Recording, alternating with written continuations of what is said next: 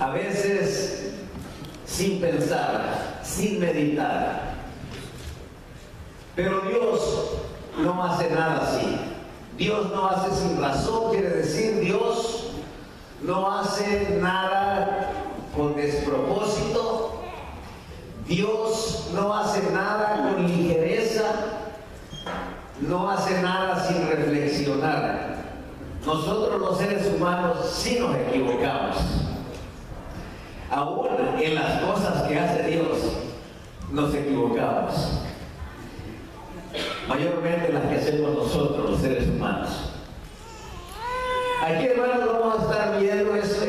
Tuve que abarcar bastante de la Escritura para poder entender por qué razón el profeta Jeremías habla de esta manera. Así ha dicho Jehová: reprime del llanto tu voz y de las lágrimas tus ojos, porque hay, aleluya, salario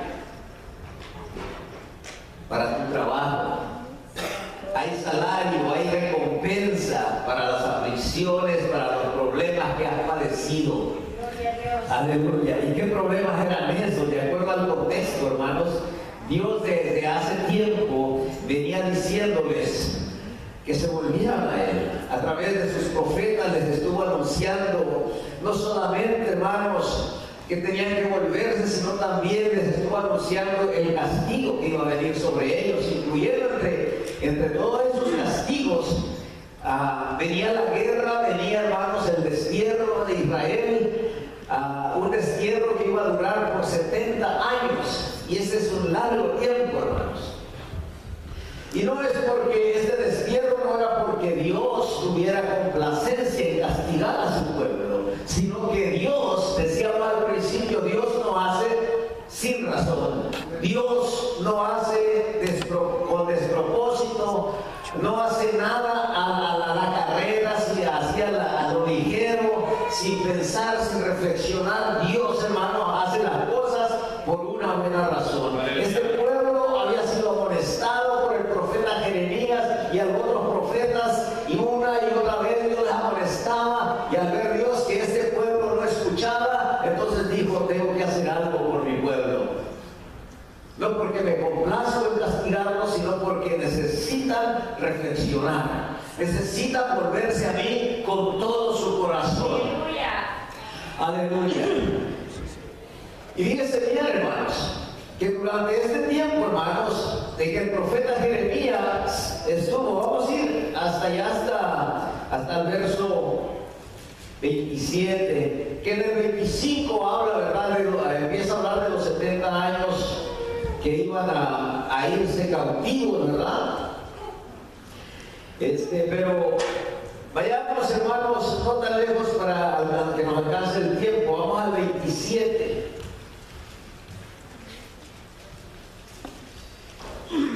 Voy a leer desde el 6, voy a tratar de resumir. Si usted tiene tiempo en su casa, y creo que sí puede hacer tiempo, lea del 27 hasta el 31, para que se goce y vea, hermanos, cómo Dios, en su amor que tiene para con nosotros, no solamente nos está molestando continuamente, hablándonos, llamándonos a arrepentimiento, sino que cuando ve que eso no da resultado, entonces hace otras cosas para hacernos reflexionar, para hacernos volver. Gracias, Padre. Luego vamos a volver a la porción que leímos al principio, ¿verdad? Pero aquí dice, hermanos, para entender bien la porción primera leída, vamos a ir primero acá al capítulo 27, verso 6 en adelante. Y ahora yo he puesto todas estas tierras en manos de Nabucodonosor, rey de Babilonia, mi siervo, fíjense cómo lo llaman. Y aún dice: las bestias del campo le he dado para que le sirvan. Todas las naciones le servirán a él y a su hijo y al hijo de su hijo. Quiere decir que esto iba a ir para largo, no iba a ser por un ratito.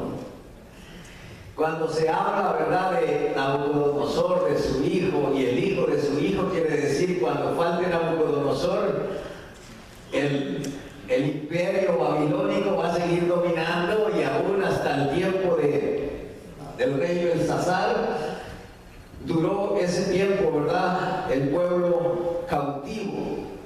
Luego dice, aleluya, en el verso, vamos a ver el 8, dice, y a la nación y al reino que no sirviere a Nabucodonosor, rey de Babilonia, y que no pusiere su cuello debajo del yugo del rey de Babilonia, castigaré a tal nación con espada y con hambre y con pestilencia, dice Jehová, hasta que la acabe yo por su mano. Quiere decir que cuando Dios determina hacer algo, lo va a hacer. Dice, y vosotros, es aquí donde nosotros tenemos que poner mucha atención.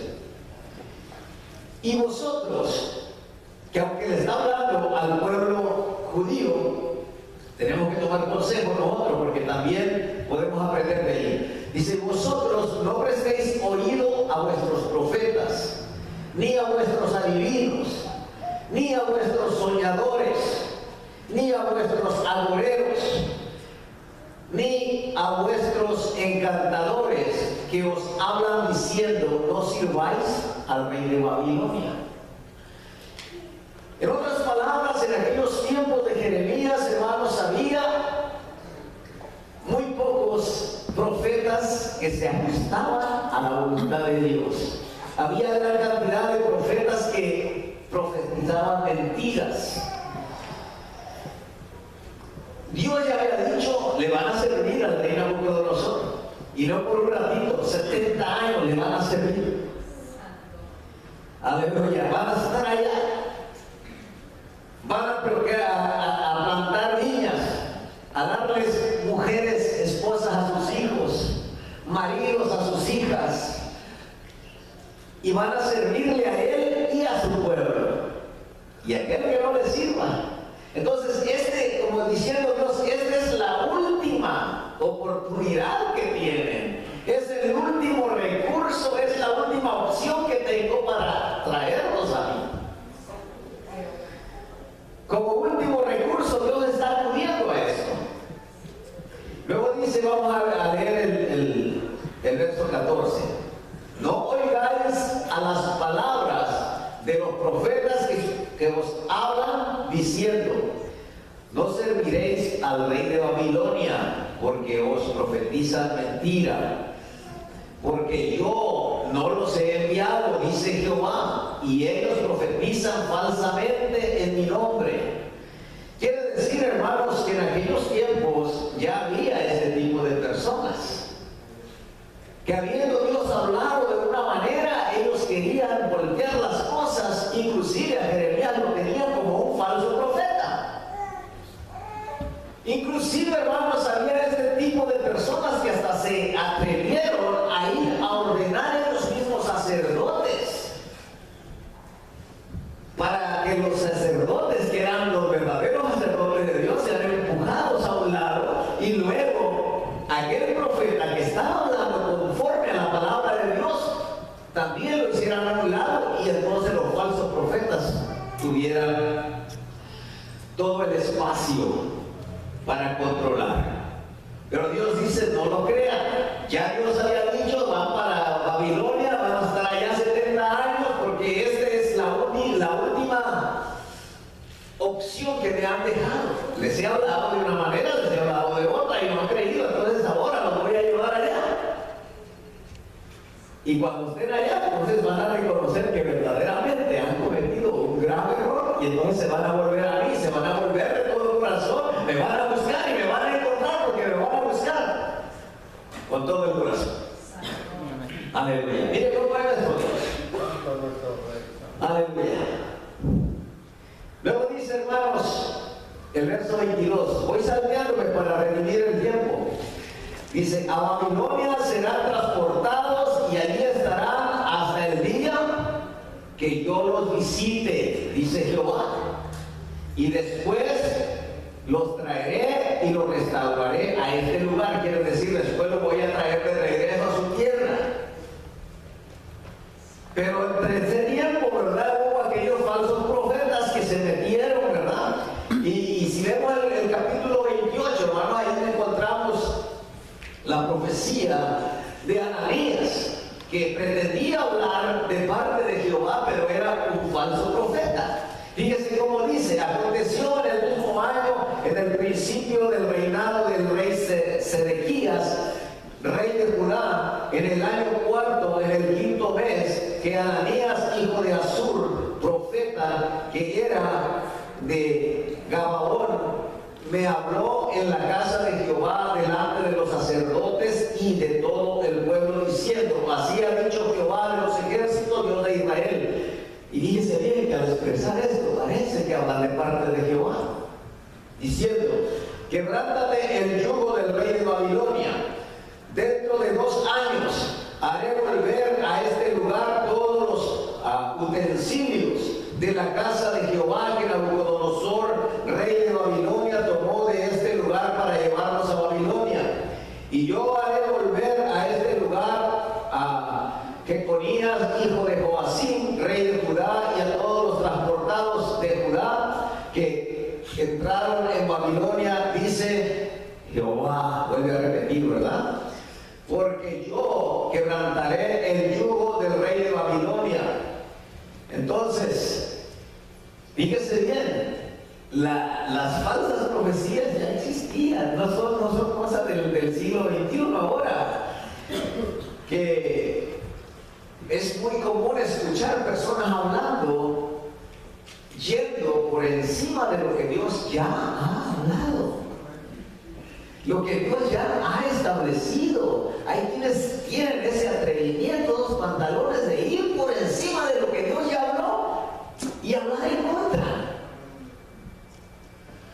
Fíjese bien cómo contesta Jeremías. Entonces respondió el profeta Jeremías al profeta Ananías delante de los sacerdotes y delante de todo el pueblo que estaba en la casa de Jehová. Y dijo el profeta Jeremías: amén, así lo haga Jehová. En otras palabras, que nos haga regresar un día, pero no va a ser dentro de 2 años. Confirme Jehová tus palabras con las cuales profetizaste, que los utensilios de la casa de Jehová y todos los transportados han de ser devueltos de Babilonia a este lugar. Dice: con todo eso, oye ahora esta palabra que yo hablo en tus oídos y en los oídos de todo el pueblo.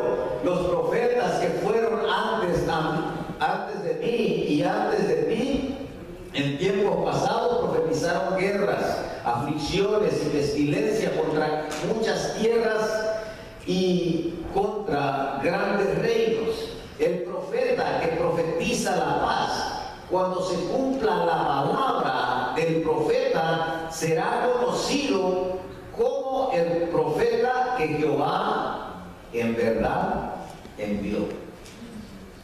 Cuando esa palabra se cumpla. Aleluya. Aleluya. Alguien estuvo profetizando que algo iba a ocurrir para el mes pasado y se fue el mes y no pasó nada. Cuidado. Entonces el profeta Ananías quitó el yugo, porque déjeme decirle, por mandato del Señor, Jeremías andaba profetizando con un yugo de madera sobre él, simbolizando, ¿verdad?, que ellos iban a ir a cautiverio. Y dice ahí: entonces el profeta Ananías quitó el yugo del cuello del profeta Jeremías y lo quebró. Y habló Ananías en presencia de todo el pueblo diciendo: así ha dicho Jehová, de esta manera romperá el yugo de Nabucodonosor, rey de Babilonia, del cuello de todas las naciones dentro de 2 años. Mire qué terco, ¿verdad? Y siguió Jeremías su camino.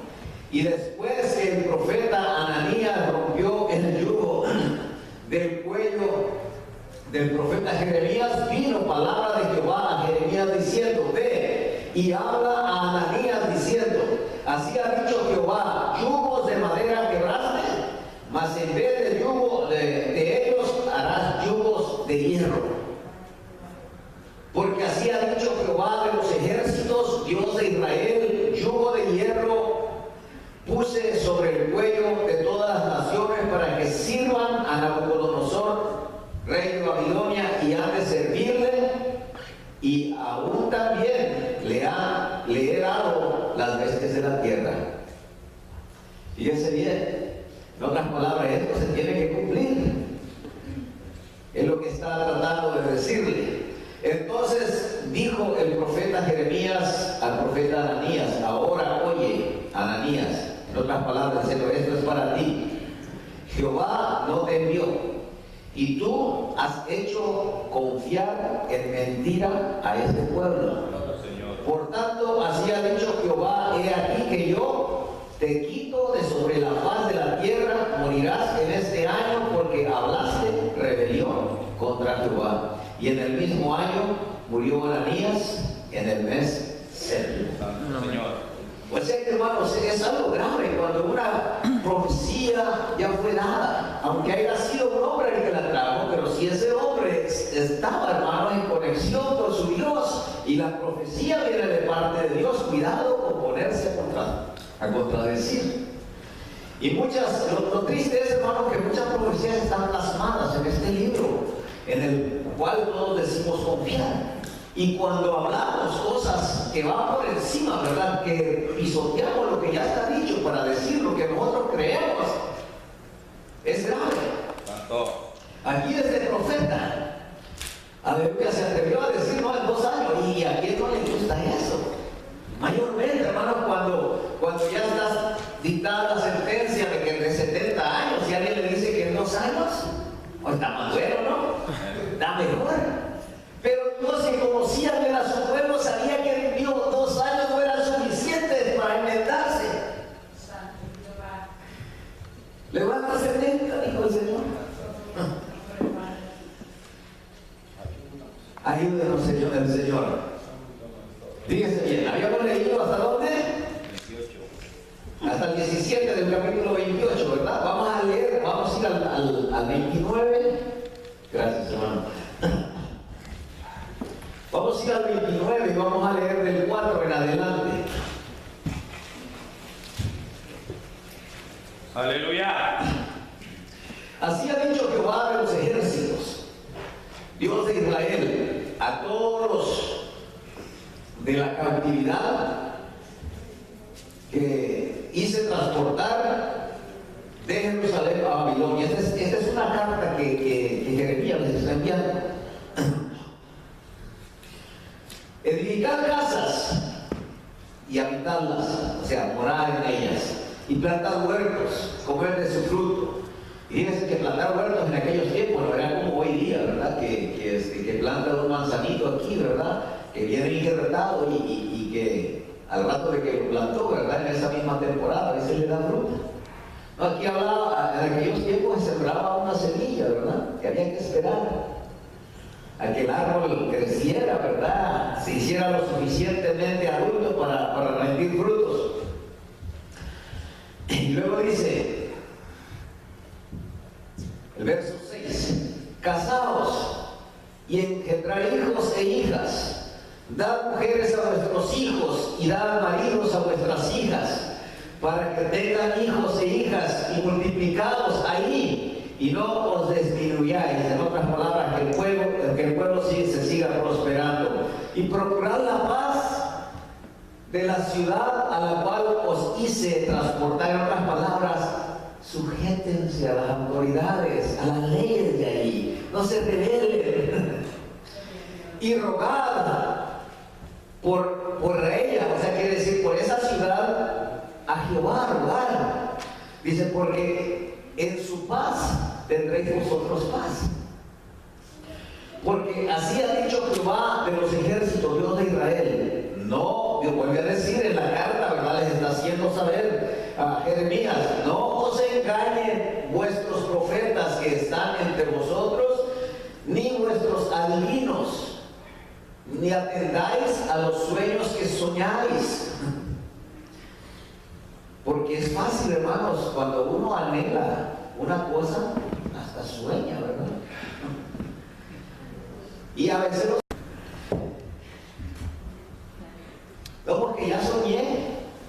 que me fui para allá, que ya soñé que me casé con fulano, ¿verdad? Que ya soñé que me casé con fulana. Cuídese. Aleluya. Muchas veces esos apetitos, esos sueños vienen por el apetito y también pueden llevarnos por mal camino. Miren lo que la palabra de Dios dice y ajustémonos a ello. Estéis a vuestros sueños que soñáis. Dice, porque falsamente os profetizan ellos en mi nombre, no los envié, ha dicho Jehová. Porque así ha dicho Jehová, cuando en Babilonia se cumplan los 70 años, yo os visitaré y les despertaré sobre vosotros mi buena palabra. Quiere decir, entonces les va a mandar a alguien que verdaderamente le lleve mi palabra. Dice, para haceros volver a este lugar, pero no antes de 70 años. Porque sé, fíjense bien, aquí es donde queremos llegar. Porque yo sé los pensamientos que tengo acerca de vosotros, dice Jehová. Pensamientos de paz y no de mal, para daros el fin que esperáis. En otras palabras, todo aquel sufrimiento de 70 años no venía para Dios satisfacerse a sí mismo, sino para que llevara a cabo un plan que Dios tenía con este pueblo. Yo sé el plan que tengo con ustedes. Así que cuando estemos padeciendo alguna dificultad, algún problema, no nos quejemos tanto. Reprime tu voz del llanto, tus lágrimas, tus ojos de las lágrimas, porque los planes que Dios tiene son para bien. Aquella lucha, aquella dificultad, aquella prueba por la que estamos atravesando, es por una buena razón. Recuerde que Dios no hace sin razón. Dios no hace nada con despropósito, sin reflexionar. Dios siempre, hermanos, hace las cosas bien planeadas. Aleluya. Aleluya. O sea que no le crean a esa gente que les viene a hablar un mensaje más livianito, más atractivo, más aceptable. Dios ya les había dicho, 70 años van a estar allá y allá van a estar. Y cuidadito porque no les sujeten. Porque esto, hermanos, era una escuelita de 70 años para ese pueblo rebelde que no prestaba oído a la voz de los profetas de Dios. Santo. Prestaban más oídos a las falsas profecías, a los falsos consejos de sus adivinos y de sus agoreros. Dios, hermanos, estaba sí ofendido con ellos, pero eso no quiere decir que dejó de amarlos. Lo seguía amando. Y los planes de Dios no habían cambiado por eso. Los planes de Dios eran ajustar a ese pueblo, meterlo en cintura para que le buscaran de corazón. En otras palabras, no les crean.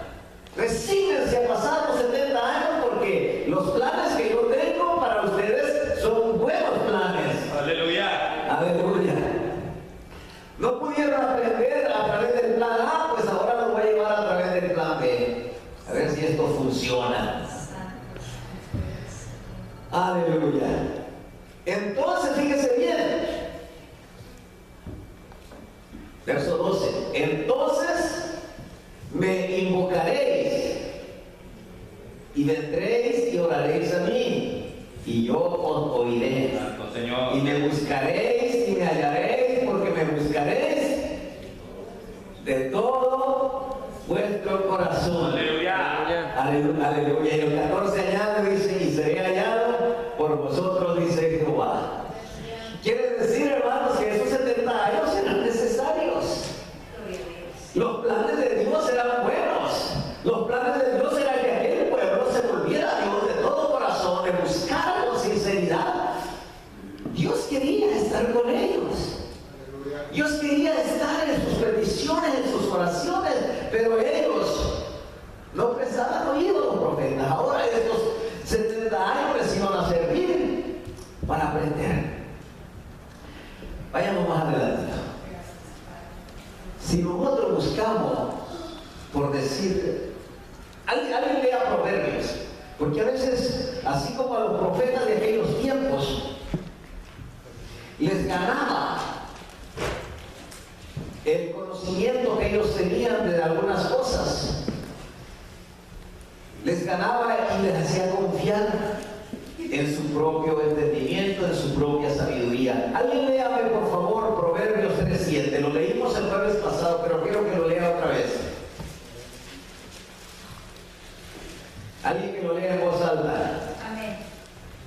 No seas sabio en tu propia opinión, teme a Jehová y apártate del mal. Aleluya. Tener temor de Dios es prestar atención a su palabra, a lo que Dios ya ha dicho. Dios, hermanos, había dicho que iban a ser 70 años y alguien allí, ¿verdad?, que se creyó muy sabio, dijo, no, en 2 años. En 2 años estamos listos para volver a nuestra tierra. En 2 años ya aprendimos la lección. Si leemos ahora, vean el Proverbio 26:12. ¿Por qué es necesario? Yo considero necesario esto porque a veces, hermanos, que el diablo nos engaña tan sutilmente que a veces porque tenemos un vasto conocimiento de la palabra de Dios, confiamos en nuestros propios conocimientos y a veces vamos por encima, porque estos profetas que estuvieron profetizando falsamente y acusando a Jeremías de estar trayendo falsa profecía, eran personas que conocían de Dios. A ver, ¿quién le quiere leer 26:12? ¿Has visto hombre sabio en su propia opinión? Más esperanza hay del necio que de él.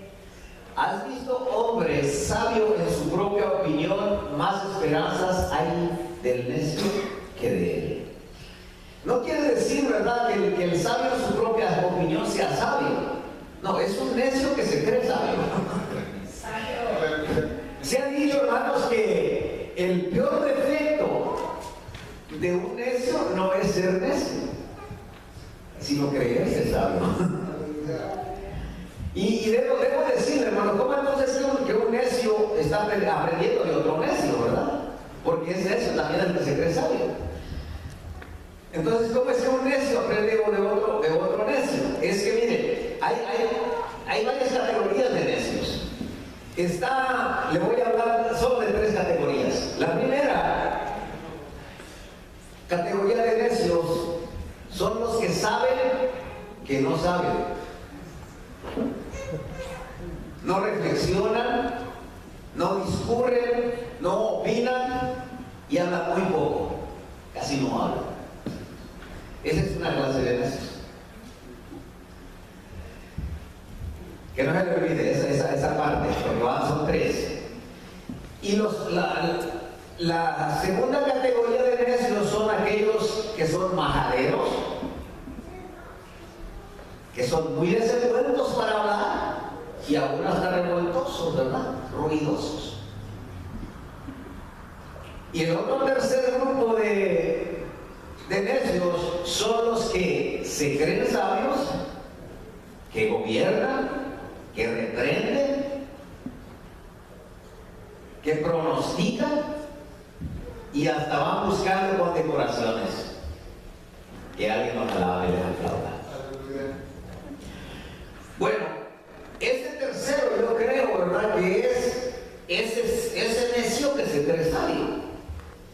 Y el primero, ¿verdad?, que poco habla, que no se atreve, ¿verdad?, a hacer gran cosa, que reconoce que es falto de conocimiento. De ese hay más esperanzas que del que conoce un poco y se cree sabio. Entonces Dios, hermanos, espera que no creamos que porque conocemos un poquito, ¿verdad?, ya la tenemos armada. Porque para ser sabio, hermanos, no basta solo el parecerlo, ¿verdad?, o pretenderlo, o creerlo. Ser sabio, hermanos, es prestar oído a la sabiduría de Dios. Ser sabio, hermanos, en los ojos de Dios es tener oído dócil a su palabra. Porque cuando uno no es dócil a la palabra, uno no puede proclamarse esa etiquetita, ¿verdad?, de ser sabio. Santo Señor. Bendito sea el nombre del Señor. Según lo que nos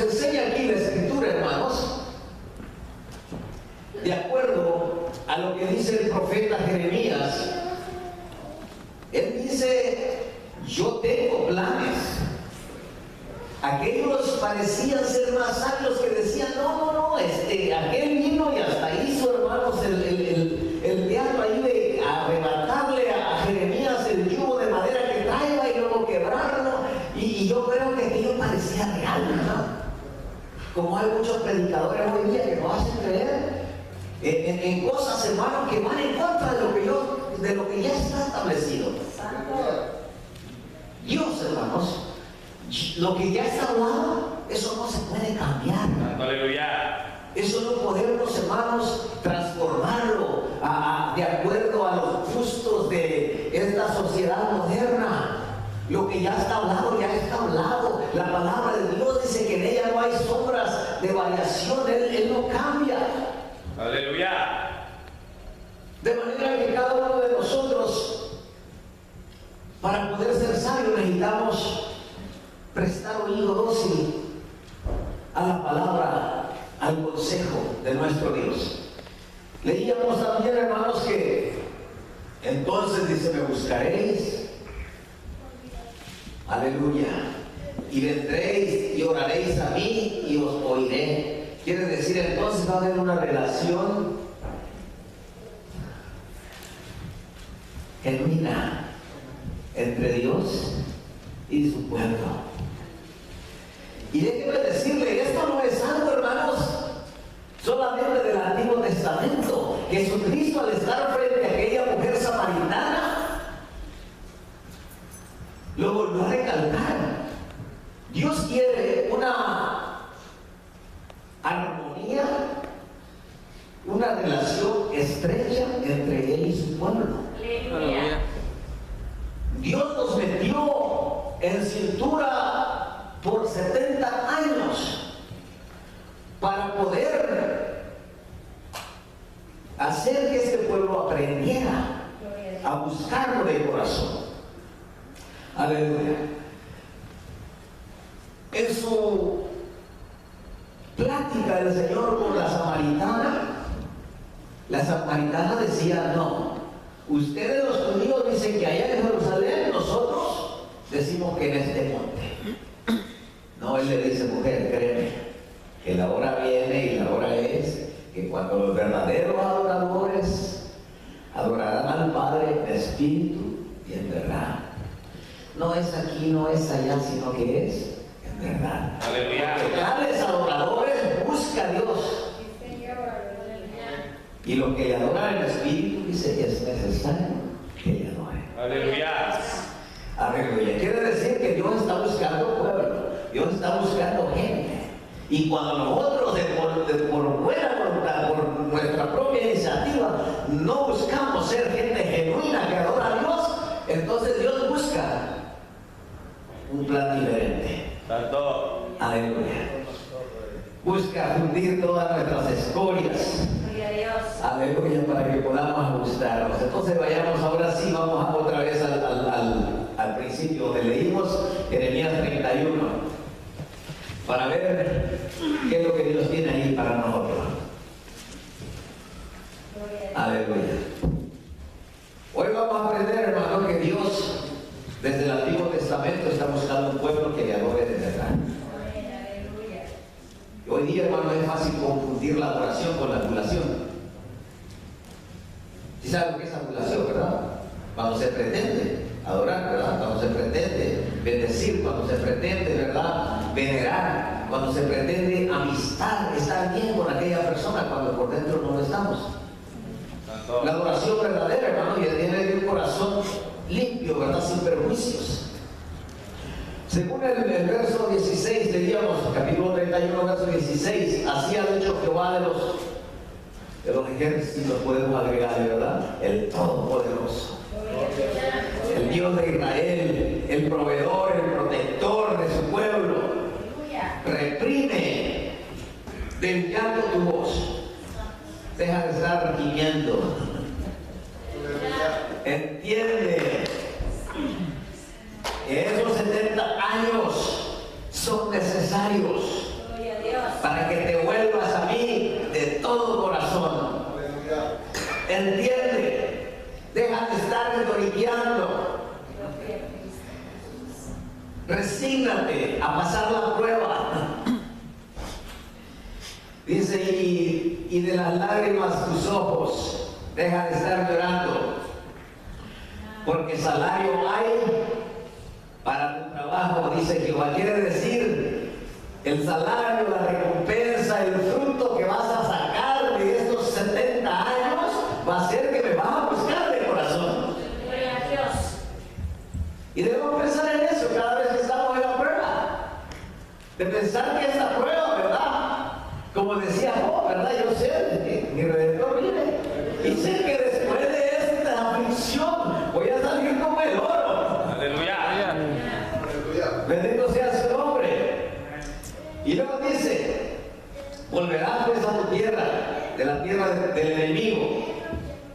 Y luego dice, esperanza hay también para tu porvenir. En otras palabras, hay promesas de Dios después de aquella aflicción de 70 años. Dice Jehová, y los hijos volverán a su propia tierra. Aleluya. Escuchando he oído a Efraín que se lamentaba. Me azotaste y fui castigado como novillo indómito. Aleluya. ¿Qué quiere decir aquí? He escuchado que Efraín se quejaba. Me azotaste, me castigaste como un novillo indómito. Usted sabe, hermanos, que está hablando aquí de yugos, está hablando de servidumbre, de ir a esclavitud. Comparado un novillo indómito con un buey, porque se necesitaban dos para jalar, porque el yugo lo llevan entre dos, ¿verdad? Dos bueyes. Una de las costumbres de aquellos tiempos era poner un buey ya instruido, que ya sabía qué hacer, ¿verdad?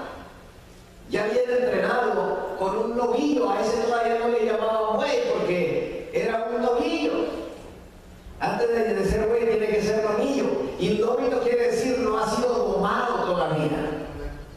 Entonces, para poderlo entrenar era necesario pegarlo al yugo con un buey que ya estuviera entrenado. Y una de las costumbres de el que va entrenando a aquel novillo indómito, indomable, que no ha sido todavía quebrado, la costumbre es de que aquel hombre no solamente lleva la mano en el arado, sino que también en la otra mano lleva una vara y en la punta le saca, de la vara hace una puya y la lleva en su mano. ¿Y sabe para qué la quiere? No la quiere para el buey que ha aprendido a servir, la quiere para el otro que todavía no se ha querido a quebrantar, que no se ha dejado avanzar. Por eso dice, me castigaste como novillo indómito. Santo. La tendencia de un novillo, cuando lo pega junto con un buey, no es jalar hacia adelante, sino darse hacia atrás, tironearse. Y en esa tironeada, el que va con la mano en el arado, ahí lleva la puya en la otra, y cuando se da para atrás, tómale. Camina de para adelante. Seguida. Dice el Señor, he oído a Efraín llorando, diciendo, me castigaste, me metiste como un novillo indomado, me castigaste. Y lo dice, conviérteme y seré convertido, porque tú eres Jehová mi Dios. En otras palabras, ya párale. Ya no aguanto dos puyazos. Y dice bien el 19, porque después que me aparté, tuve arrepentimiento. Señor. En otras palabras, reconozco que me aparté de ti. Y después que reconocí mi falta, herí mi muslo. Algunos hablan de esto de que dice el muslo es cuando alguien está en humillación, ¿verdad? Se golpea el muslo, así, ¿verdad? Pero como habla de buey y habla de un novillo indómito, yo creo que más bien era, se echa para atrás y solo se cae sobre la puya, ¿ves? Ahí va por atrásito la puya. ¿Y dónde cree que va el puyazo? En el muslo. Ándale, camínale, es para adelante, cuando se jala, no es para atrás. Aleluya. Aleluya. Qué curioso. Nuestro Dios haciéndonos caminar como un novillito de eso, ¿verdad? Que no quiere caminar bien. Aleluya. Luego dice, herí mi muslo, me avergoncé y me confundí, porque llevé la afrenta de mi juventud. Fíjense bien ahora lo que dice. Como era Efraín el que estaba quejando y lamentándose, dice ya en 3 signos de interrogación, una pregunta que Dios dice: ¿no es Efraín hijo precioso para mí? Aunque Dios lo esté castigando, aunque Dios lo esté metiendo por aflicciones, yo aseguro que Dios nos sigue amando con la misma intensidad que nos amó al principio cuando puso sus ojos y nos trajo de allá de donde estábamos. El amor de Dios no se ha disminuido. Aleluya. Dice, ¿no es Efraín hijo precioso para mí?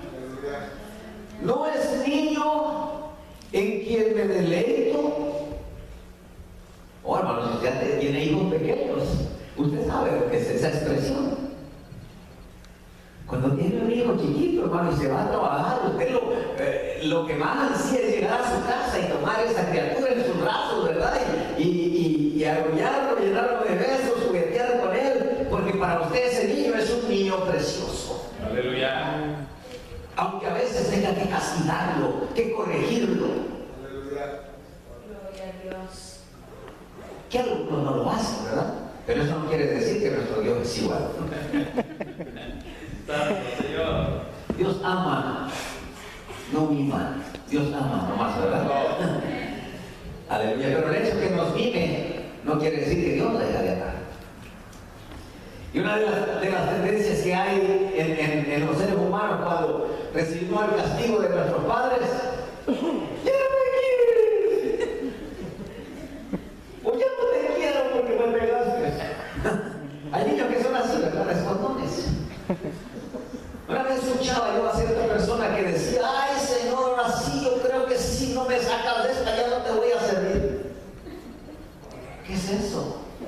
Ese es un hijo igualado, ¿verdad? Un hijo respondón. Si Dios nos metió por esta es porque lo necesitamos. Aleluya. Aleluya. Él no hace nada sin razón. Él dice: ¿no es Efraín hijo precioso para mí? ¿No es niño en quien me deleito? Dice, después de que hablé de él, quiere decir, después de que hablé que lo iba a entregar a cautiverio, de que iba a venir aflicción sobre él, me he acordado de él constantemente, porque por eso dice, mis entrañas se conmovieron por él. Ciertamente, dice, tendré de él misericordia, dice Jehová.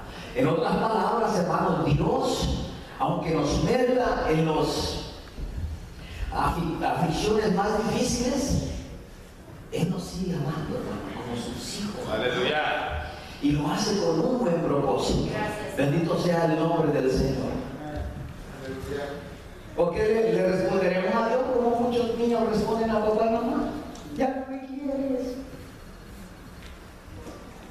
O ya no te quiero. Y a veces el hijo hace lo malo y en vez de castigarlo, ya no te quiero por caprichudo, ya no te quiero por esto. Y no le enseñamos a decir. Y a veces decimos, bueno, ¿por qué me contestas así? Pues lo aprendió, ¿verdad? Sí, lo aprendí. Lo aprendió muy bien. Aleluya. Luego, hermanos, diremos que nuestro Dios, aleluya, nos recuerda aquel momento en que dice que todo aquel a quien Dios toma por hijo, ¿qué le hace?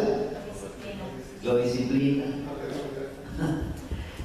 Y dice que nuestros padres nos disciplinaron a como a ellos les parecía, ¿verdad? Pero nuestro Dios dice, no, vamos a ir allá. Hebreos capítulo 12, verso 1 en adelante. Está muy buena esa cita para brincarla así nomás. Aleluya. Hebreos 12, del 1 en adelante. Aleluya. Dice, por tanto, nosotros también, aleluya, porque somos pueblo de Dios, así como lo era el pueblo de Israel también, y lo sigue siendo.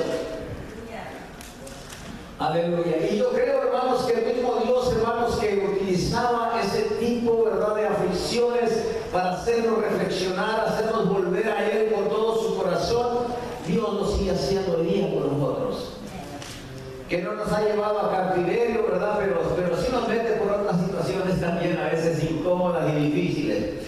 Por tanto, nosotros también teniendo en derredor nuestro tan grande número de testigos, despojémonos de todo peso del pecado que nos asedia y corramos con paciencia la carrera que tenemos por delante. Un corredor en maratón,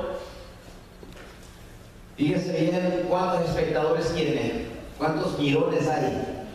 Cuando hay los que están corriendo, unos cuantos, ¿verdad? Y los que están mirando son muchos, ¿verdad?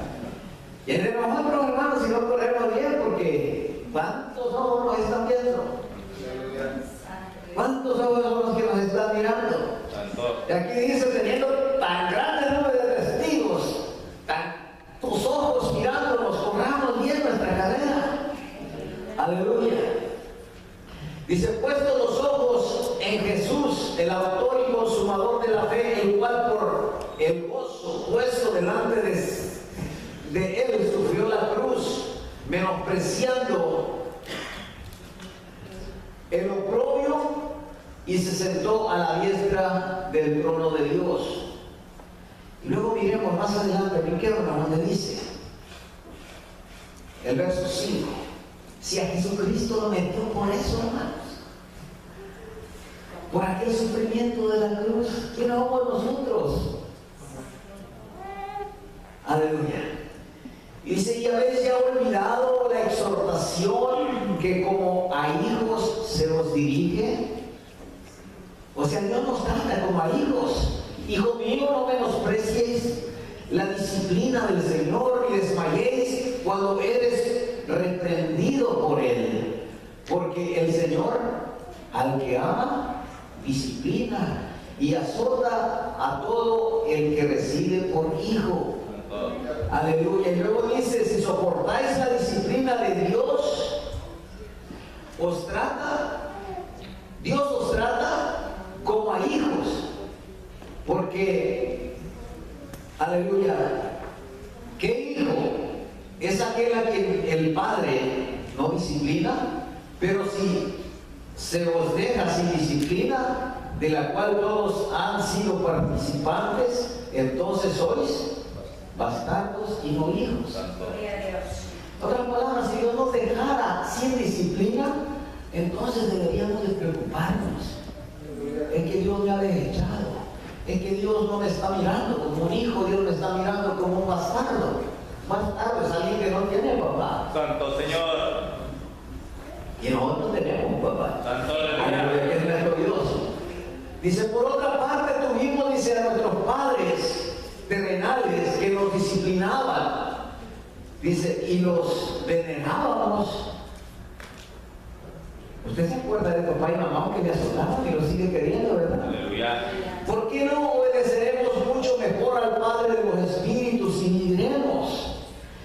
Dice, y aquellos, refiriéndose a nuestros padres terrenales, ciertamente, dice, por pocos días nos castigaban como a ellos les parecía, pero dice, para lo que nos es provechoso, para que participemos de su santidad. Quiere decir, la disciplina del Señor es provechosa. Aleluya. Es eterna, los resultados son eternos.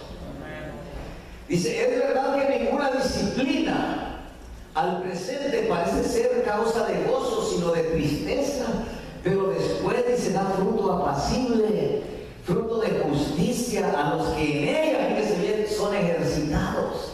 No aquellos que la desprecian, la rechazan, sino aquellos que la aceptan y se ejercitan en ella. El jueves pasado hablábamos un poquito acerca de lo que ocurría en el pueblo de Israel cuando estaba saliendo de Egipto camino a Canaán.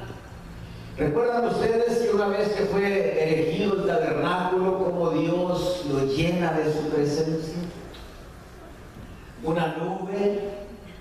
Aquellos que vinieron el jueves les expliqué un poco, ¿verdad? Un poco carreado porque me habían comentado que iba a ponerse peligrosa la carretera y estaba tratando de hacer corto el mensaje, pero quiero agregar hoy que aquella nube que se posaba sobre aquel tabernáculo representaba la presencia de Dios. La columna de fuego también representaba la presencia de Dios. La columna de fuego acostumbraba a ponerse encima de aquel tabernáculo cuando era de noche, la nube cuando era de día. Cuando ellos estaban caminando de noche, aquella columna de fuego los acompañaba. Dice la Escritura, hermanos, para hacer este mensaje más corto, dice la Escritura que habían recibido órdenes de que cuando la nube se posaba, se detenía, el pueblo de Israel también tenía que detenerse. Cuando la nube se levantaba, el pueblo tenía que marchar. Cuando se detenía por un mes, por un año, igual, todo ese mes, todo ese año se tenía que detener el pueblo. Y hablamos, hermanos, de que esta nube representa la presencia de Dios. Y no quiere decir, hermanos, que al momento de detenerse se deja de buscar a Dios. Hay momentos en la vida que Dios nos manda que nos detengamos, no de buscar de Dios, de que dejemos aquel proyecto, aquellos planes, los dejemos a un lado. En una ocasión me decía un hermano, ya no aguanto, me tengo que ir a casar, aquí no hay mujeres en la iglesia, me tengo que ir a México. Allá dice, me ha sido dicho que allá lo que hace falta son varones. Allá las iglesias están llenas de mujeres. Ya me dicen mis abuelitos, ya mi carro dice, le arreglé el motor, ya le reconstruí la transmisión, ya le puse la banda del tiempo, ya le puse la bomba del agua.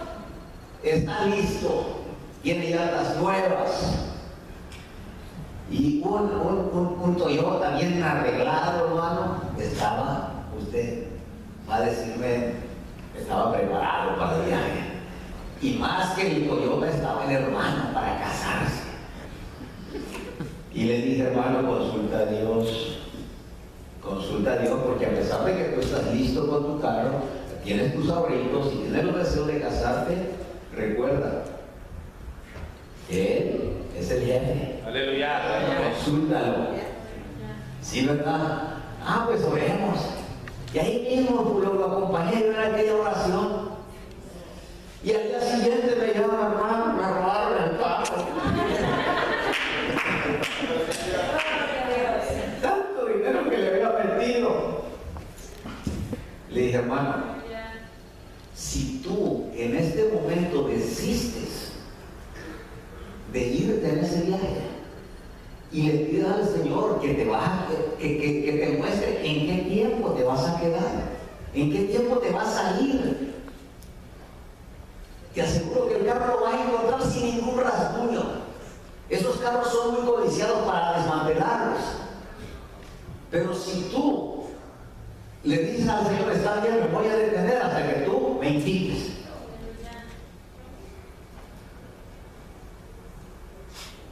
Y dijo, está bien, me voy a quedar hasta que el Señor me dé una señal clara de que ahora sí es tiempo. En esa misma semana oramos, en esa misma semana antes de que finalizara la semana, en su trabajo le dijeron, fulano, ¿por qué vendiste tu carro? Dije, no lo vendí, dice él. Me lo robaron. Dice, pues ya está en el dealer, por 82, dice, ya está en el dealer, está de venta. Lo conozco, es tu carro. ¿Cómo que ya está así? No, pues saliendo del trabajo, corrió para allá. Y llegó con el carro en la mano y le dijo al dueño del dealer, ¿este es mi carro? No, ese es mío, yo lo compré. ¿O lo compraste mal? Porque mira, que no está ahí. Y porque no me lo quería entregar, ahí se llegó la policía. A mí no se vino manejando su carro. Yo Maruño tenía hasta el tanque llenito de gasolina. Hermano, un largo año de espera hasta que el Señor le dijo, está bien, ahora sí. Hermano, casarse no es nomás porque tienes deseo de tener tu mujer. Hay que prepararse para ser un buen marido. Aleluya. Y eso le hacía falta, por eso el Señor no quería que se fuera así. Cuando ya el tiempo se llegó, así, hermano, váyase. Y llegaron allá, rápido encontró novia y rápido se casó, y ahí está todavía felizmente casado con 2 hijos. Aleluya. Hermano, cuando Dios te habla, te amonesta a que desistas, no insistas. Cuando Dios diga detente, no de buscar a Dios, ¿verdad? De hacer aquello que quieres hacer, llévaselo. Aleluya. ¿Por qué irnos, verdad? Si usted recuerda a Moisés cuando estaba en camino a la tierra prometida, ¿qué le dice Moisés al Señor? Señor, si tú no vas conmigo, no nos saques de aquí. Santo Señor. Él estaba dispuesto, él sabía, hermanos, que irse sin que la nube se levantara. Él sabía que eso significaba irse sin la presencia de Dios.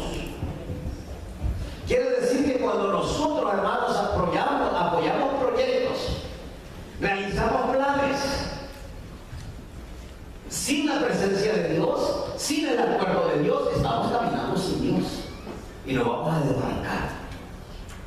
Es importante, hermano, que entendamos cuándo es cuando el Señor nos dice adelante y cuándo el Señor nos dice detente.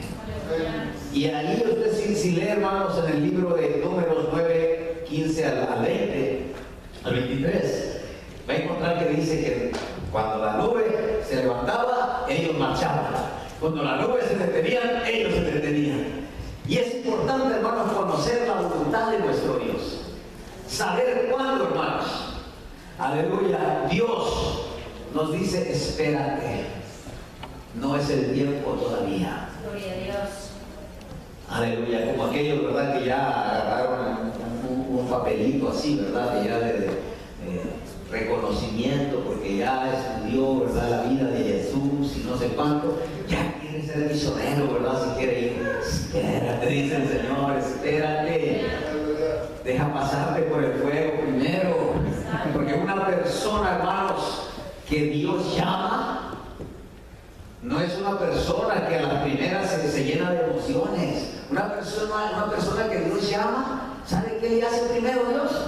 Antes de mandarlo, lo pasa por el fuego primero. ¿Usted cree que David llegó a ser rey? Sí, como ungido, como rey, pero llegó a ser rey hasta que después le pegaron sus perseguidas por los montes, por años, hermano. Y aguantó la prueba, entonces sí, después pudo ser buen rey. ¿Y usted qué me dice, hermanos, de José? ¿Usted cree que José con su trajecito rayadito, así de colores, que significaba que era jefe de tribus, ¿usted cree que con su trajecito ya estaba listo? No, todavía no.